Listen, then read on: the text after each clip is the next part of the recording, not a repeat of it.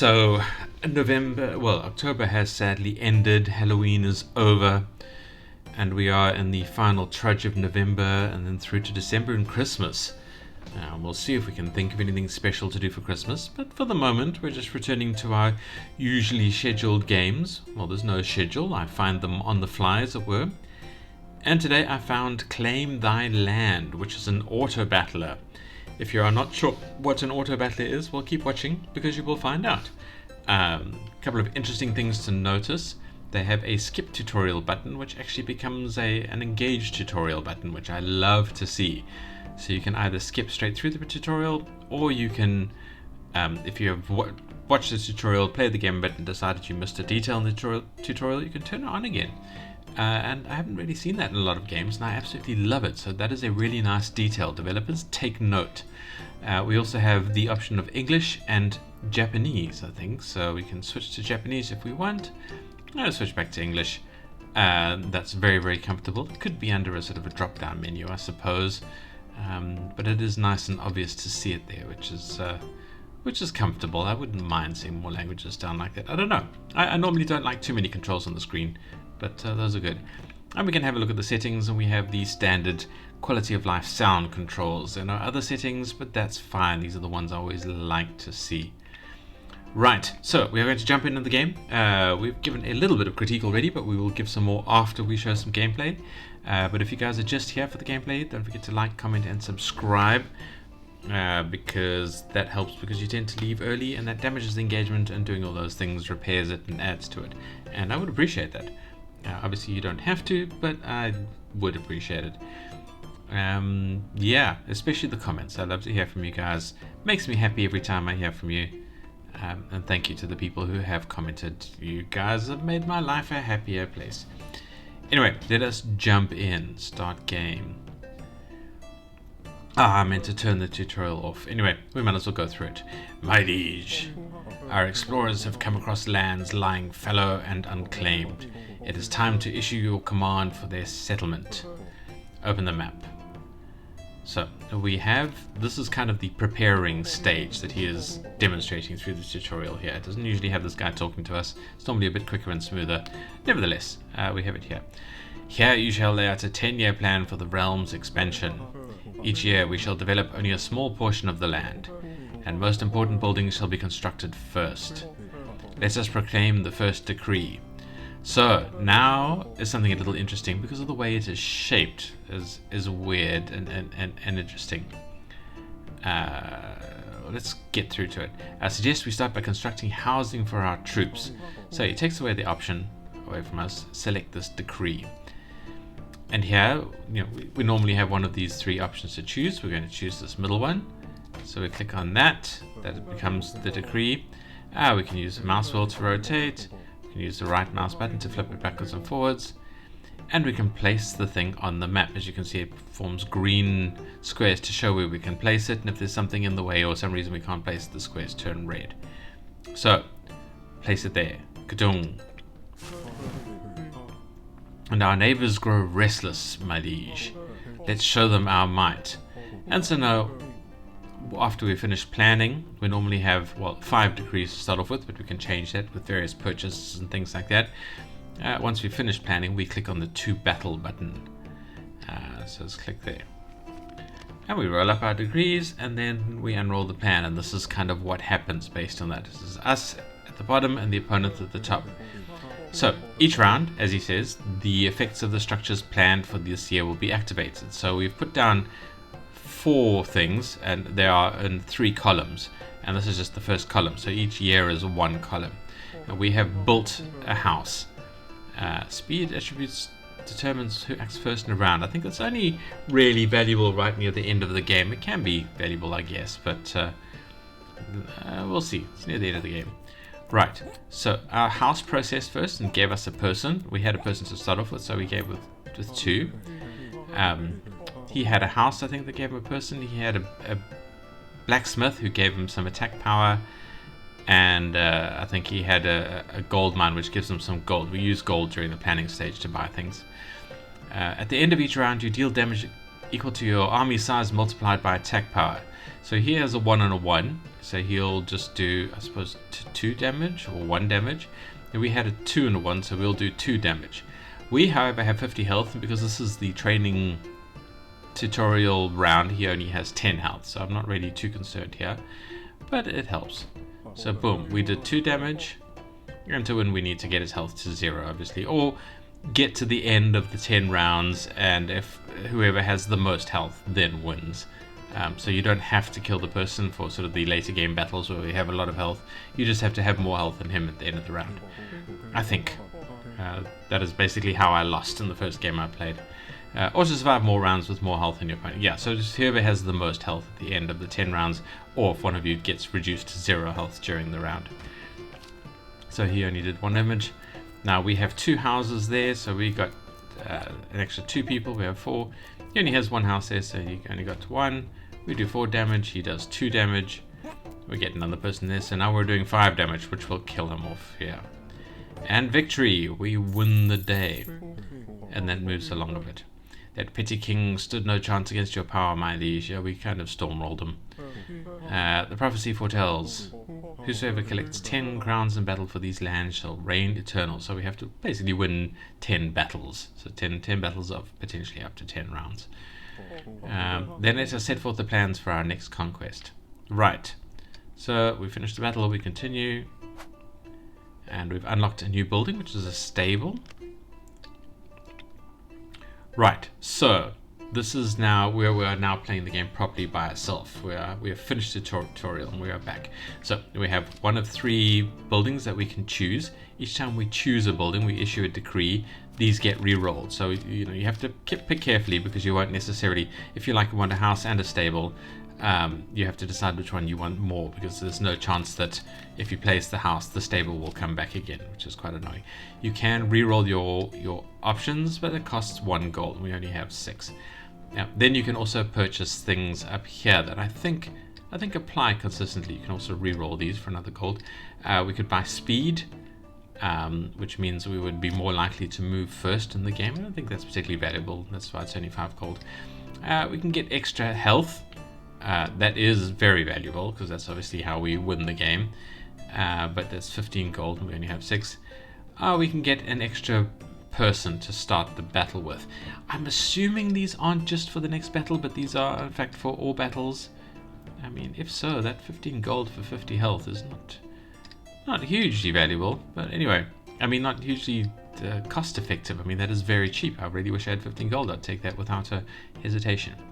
Anyway, we have 5 decrees. So the first one, let's put a house down. So we have our houses. So we will, for the first round, get 2 people, and the second round get 1 person. We can, in fact, put a blacksmith down, which will help us do more damage. And it'll be the first, second, and third round. We will get +1 to damage. This gold is really useful, as you can see over there. So I think we do need to put a mine down. So for the second and third round, we will get some cash. Should we just get people? I think that might be the best idea. Or should we give it stable? I'm actually, because this is easy, because we are still early in the game, I'm actually going to try and get a bit more gold. Our final decree, let's just give ourselves a wall, shall we? That just gives us armor, basically, so it reduces the damage that they do to us. So, there we go. We have a wall, and we can do 2 battle. It's not particularly useful at the end, but neither was the stable, so yeah. 2 battle. Right. So how much health does he have? It's 25 health, so half of ours. But we are going to smack him, I think. They actually start with 0 people, whereas we start with 1. We did 6 damage, he does 1 damage. That's fine. I think we're going to win this. Oh, he's upped his damage. We've upped our damage a little bit because we've got some people. Yeah, we're doing huge amounts of damage. I'm glad we got all of our gold in before the round ended. Because I think we are just going to thrash him now. Yeah, we didn't even get to use the wall. And I'm going to play one more round for the video, and then we can talk about a little bit of critique afterwards. Where's my critique stuff there? Right, so this is difficult because they start getting things that actually remove your people at each round, and that means you do 0 damage. But I'm going to build a blacksmith just to up our damage while we go along.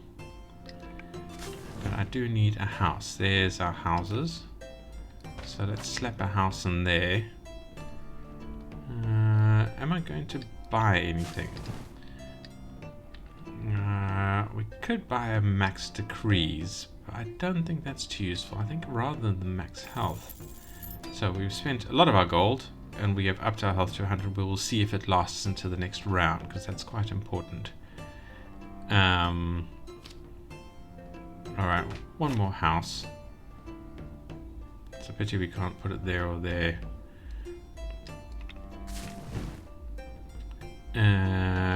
We could buy a stable in year 1, just to give us a little bit of boost of damage and speed. And then our final decree... Oh, let's just stick another house in there. This ups our damage. I think the houses are probably the most useful thing you can buy, at least in the early levels. So yeah, let's go to battle.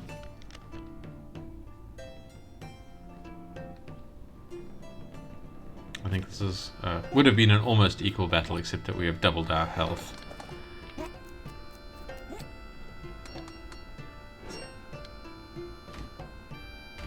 Yeah, we did 3, he did 1. Yeah, we're thrashing him. And now we're getting more and more people. Oh, you see, that's the spikes that actually reduce our people. That is a dangerous thing. That hurts a lot, but I think we're ahead of the curve here.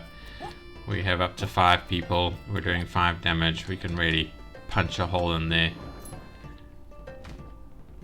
Yeah, we smashed him. That was very effective, but we only got 10 gold. Nevertheless, that is... Well, let's see if we go back.